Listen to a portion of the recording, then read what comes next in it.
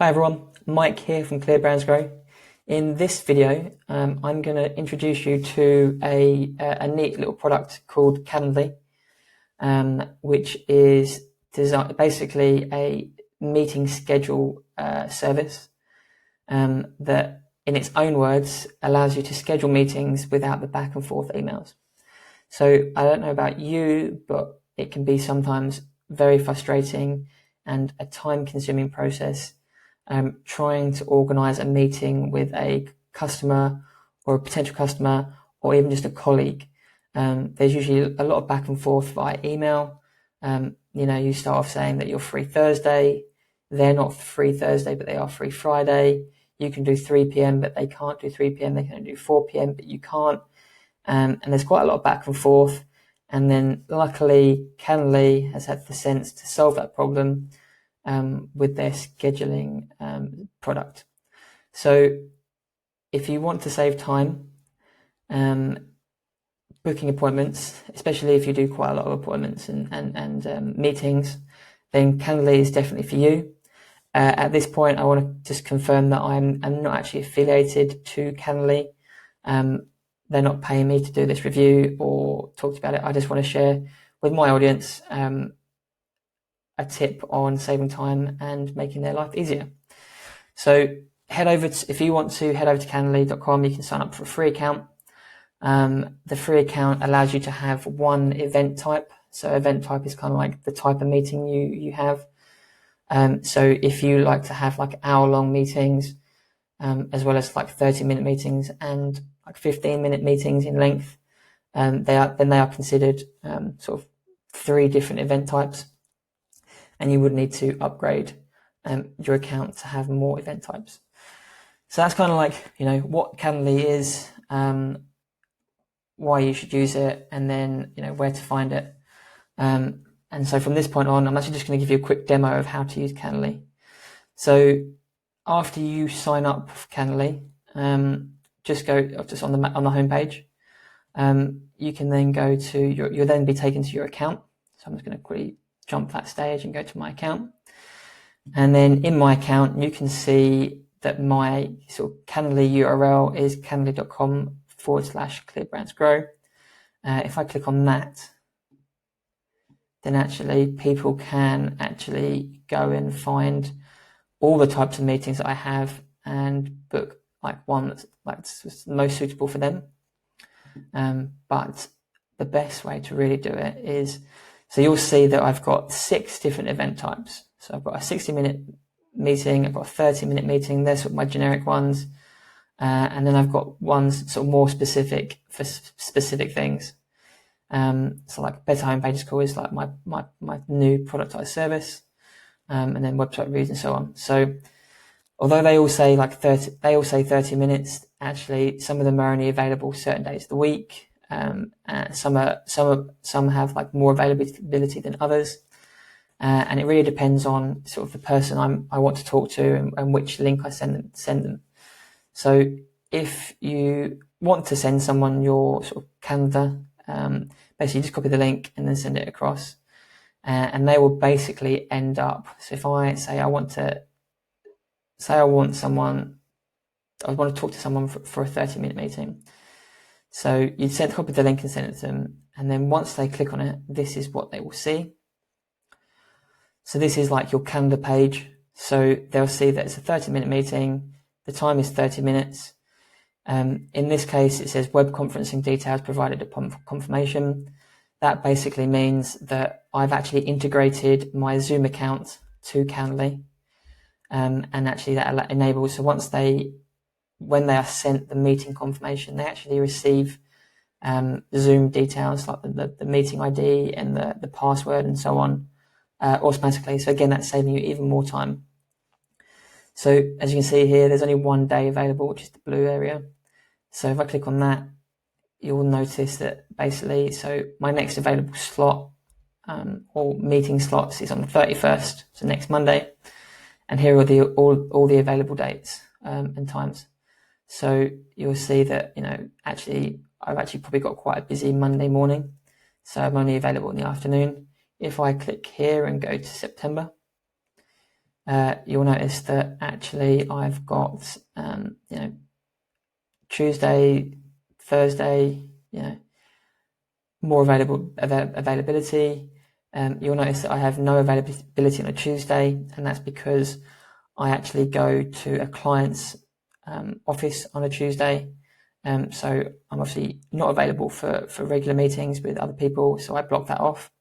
And the way I do that is actually Calendly is linked to my Google Calendar account. So if I block time off or add meetings to Google Calendar, then that will sync with Calendly, and Calendly won't make you available for those times or those days. So it's a really good way of not having to worry about sort of double booking yourself or having to enter appointments and so on into two different places. If you add normal meetings and you want to block time off to work on certain things to your actual, your Google Calendar or even your Office 365 account through Outlook, you can do that as normal, and then Calendly will update to reflect that. So this is kind of what people will see. And obviously, so say I am someone that wants to speak to Mike at Clear Brands Grow. I want to talk to them on the 10th, perfect, of September. Here's the availability, great. I want to talk to them at 10 a.m. So I click on that and confirm it. And then I fill out these details, press schedule event, and then I, as the scheduler, will receive a confirmation page and also a confirmation email with the details to join the meeting. And then me, as Mike, the organizer or the person with the Calendly calendar, will also receive an email to confirm that a meeting has been booked and also the meeting details. So that's kind of like what the invitee will see. And if I just close that for now, and then if, for example, I'm now going to show you how to create a new event type in Calendly. So when you start your account with Calendly, you won't have any event types. So what you'll need to do is press new event type here. You have the option of either doing one-to-one or a group session, so letting multiple people join the meeting at any one time. I'm going to go with one-on-one for now because that's the most meetings I have. So click create. So give it a quick name. So I'm just going to say 15-minute meeting. Like we've already talked about, you can change the location. So I am using Zoom, and obviously for right now, Zoom meetings are the only way really to go. But you can have in-person or phone call, and you can add your phone call or your address as you go. And there are other integrations like GoToMeeting and so on. Ask Invite to set a location as well. So for now, I'm just going to click Zoom. I'm going to add a description. So I'm just going to say quick 15-minute meeting. So you can add as much detail as you need. You can also just change the event link. So like I said, that your main URL is calendly.com/your business name/brand name. And then you can change the extension here. So I'm just going to leave it as it is. So it's just basically the title. You can also change the event color. Doesn't make too much difference, but I'll just change it to red for now. And then click next. You then, want to allow, to set up when people can book this event. So I've already defined the fact that it's going to be a 15-minute meeting. So I'm going to change the event duration to 15 minutes. As you can see, you can also have 30 minutes, 45 minutes, 60 minutes, or even custom minutes, depending on what you need. Date range is basically the amount of or the time period in which people can book a meeting with you. So in this situation, basically, if I sent the link to this particular event type to someone, they could book a meeting up to 60 days away, which, to be honest, seems quite like a long way away and quite a commitment. And actually, I prefer to have people book an appointment quite close to when I've sort of suggested it. So what I tend to do is I stick with over a period of rolling days, but I just change it to business days, which is obviously Monday to Friday, and then change it to 20 days.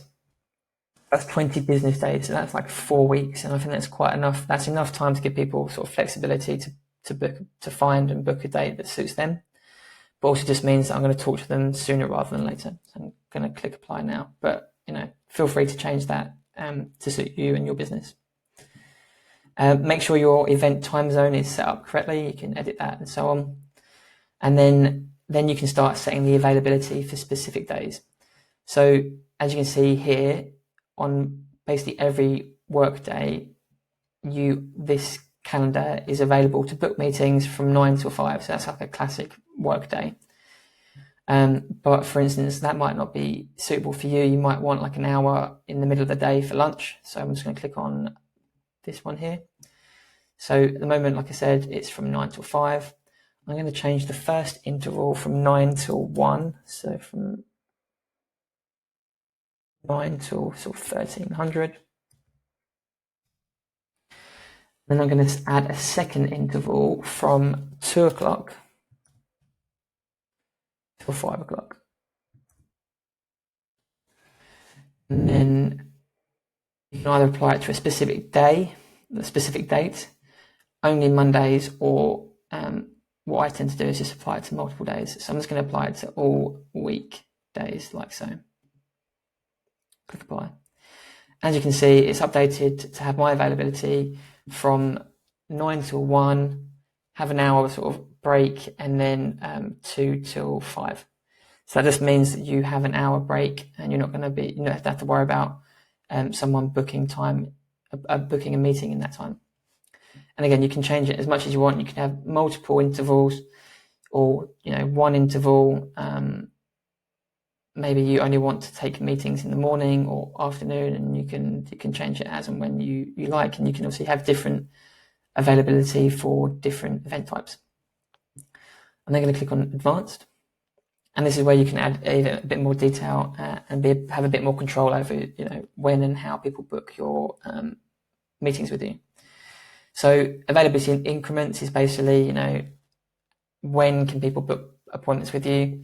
So even though I've said my meeting is 15 minutes, they can basically only book them every 30 minutes. So I'm going to stick with that for now.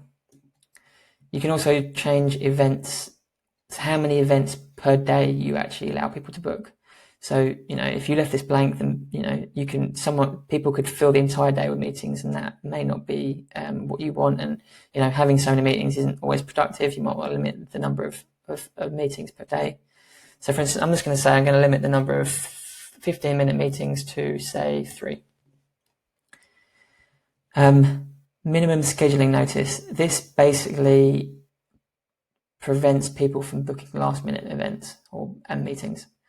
So at the moment, it's set to 4 hours away. So say you send a link to someone on Monday morning, based on this being 4 hours away, they could legitimately book a meeting for Monday afternoon, and that might work for you.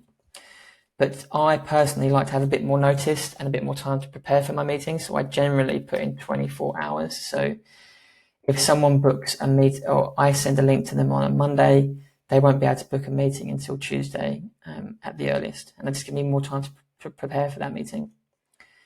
You can then add event buffers, which is great. We've all been in those meetings that have overrun, and we're panicking. We need to go to another meeting, but we don't want to cut the customer or client off. So you can actually avoid that pain altogether by adding sort of buffer time before and after. So you might want to add 5 minutes before to make sure that you've got that little breathing space to get ready for the next call. And then I quite like to add a bit more time at the end to make sure that I can, if the conversation is flowing and you want to keep the conversation going, in the back of your mind that you've got a bit more time. So say the meeting's 15 minutes, you might want to put an extra buffer in of 15 minutes after the event, so you've got a bit of breathing space. This option, if secret event, if you turn that on, basically this particular event type won't appear on your main booking page or your Calendly page. You can decide what to do with that. That's okay. Then click next.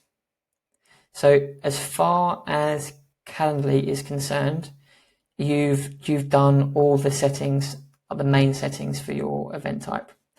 But there are some additional options that you will probably want to consider. So if you go on invitee questions, this is basically the data you collect from an invitee as they schedule a meeting. So at the moment, you're just collecting their name, email, and then this is like a standard default question, which is, please share anything that will help prepare for our meeting. So like just any notes and so on. You can change this, and I just change it from name to first and last name. I find it's a bit more informative. You can keep this ticked on if you want it to autofill the name and email based on if someone's booked with you previously. And you can also give your invitees the option to add additional guests. So if you want to allow someone to invite colleagues or other people, you can do that as well. Entirely up to you, but then click apply. And then you can also request additional information. So for instance, I tend to ask for the company name.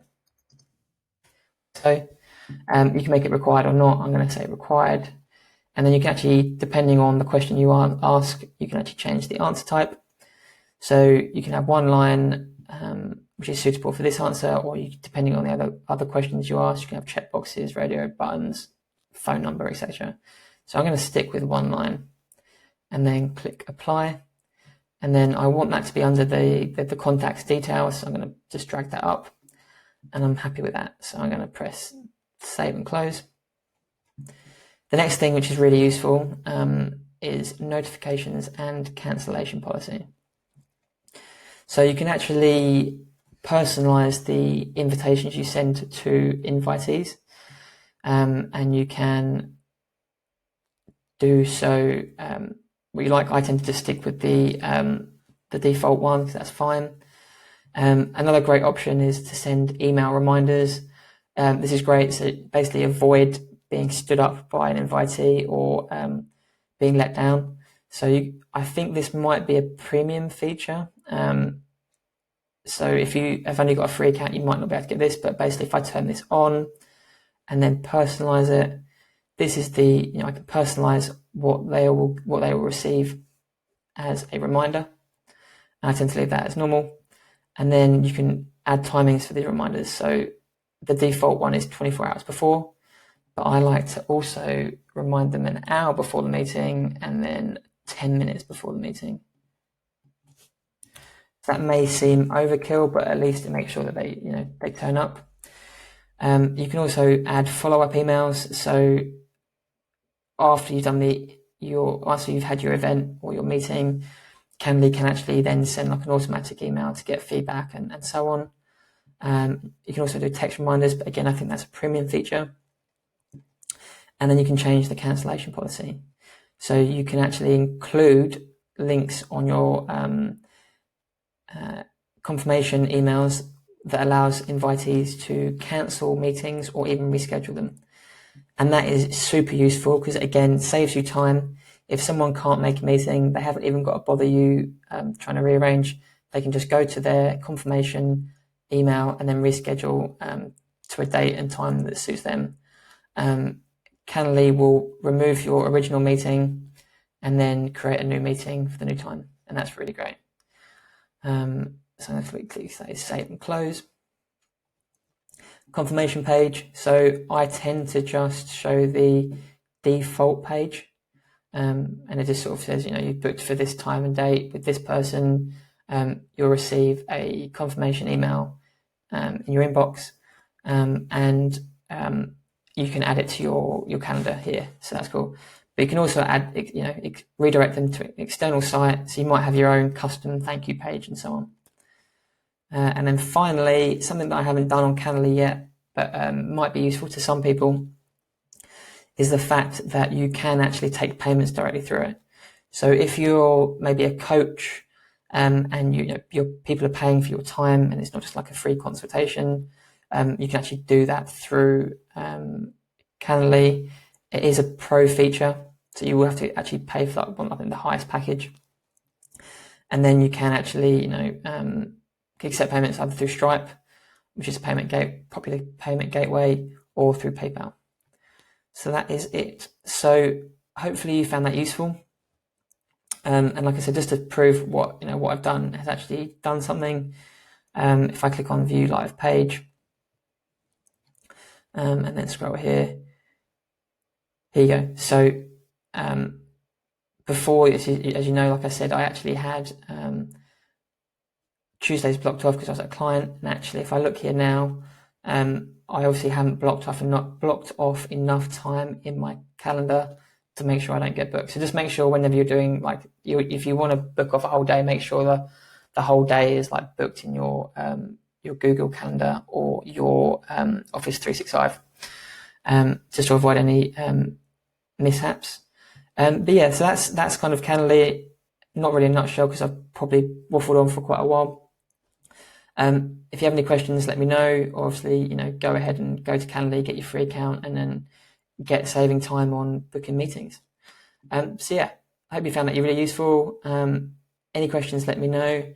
And hopefully you'll look forward to more videos from me about useful things, tools, about websites, and marketing in general. Thanks everyone. Bye.